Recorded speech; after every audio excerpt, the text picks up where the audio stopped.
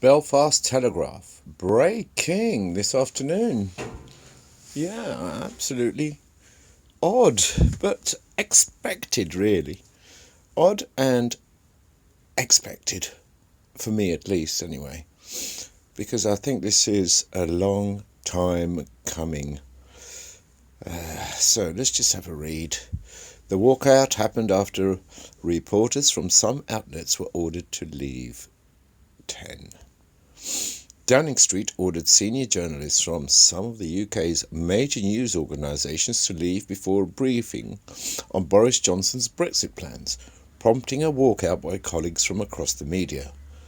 One of those present described Downing Street's actions as sinister and sad. Selected journalists were invited to number 10 for a briefing from officials, but correspondents from organisations who were not on a Downing Street hand-picked list also tried to get in.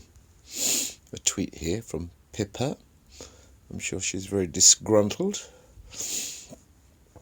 According to those present, when political correspondents arrived inside number 10, they were asked their names and told to stand on opposite sides of the entrance hall, either side of a rug.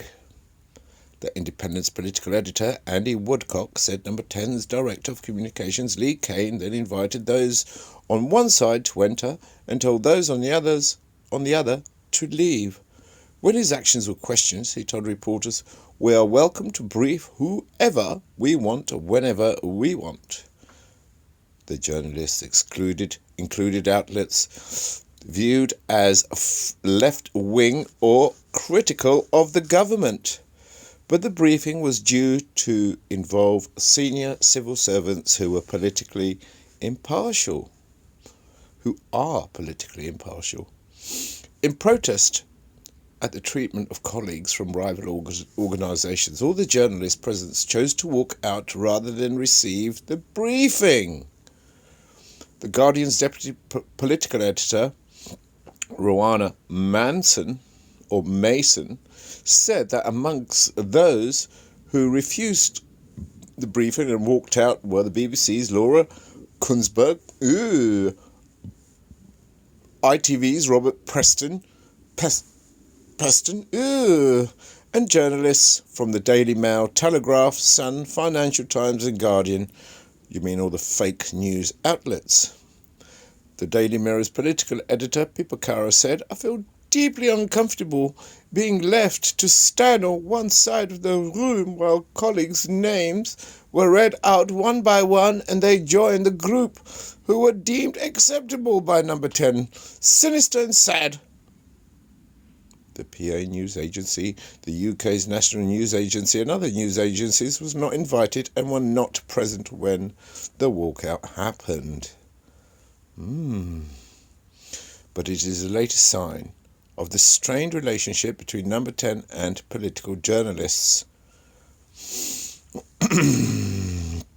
Anyway, I could see this coming because the country is going to take a shift to the right of centre, quite far to the right of centre. And these journalists who, they've been towing the line with the governments for quite a while.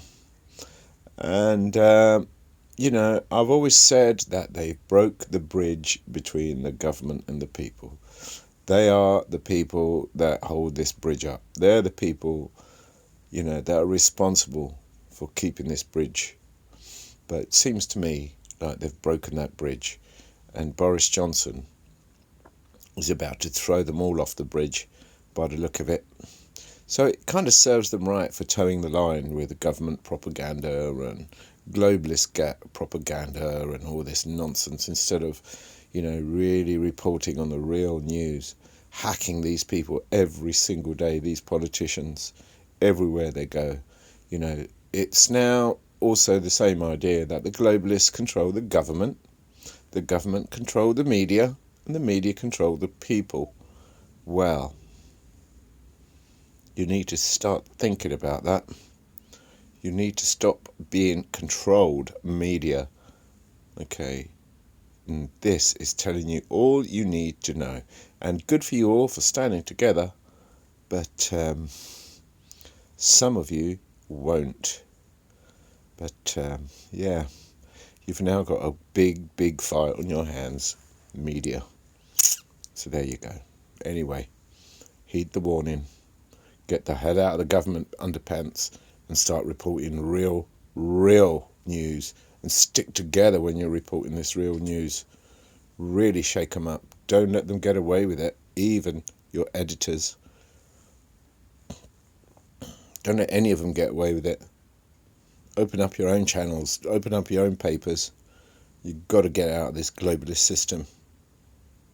Good day.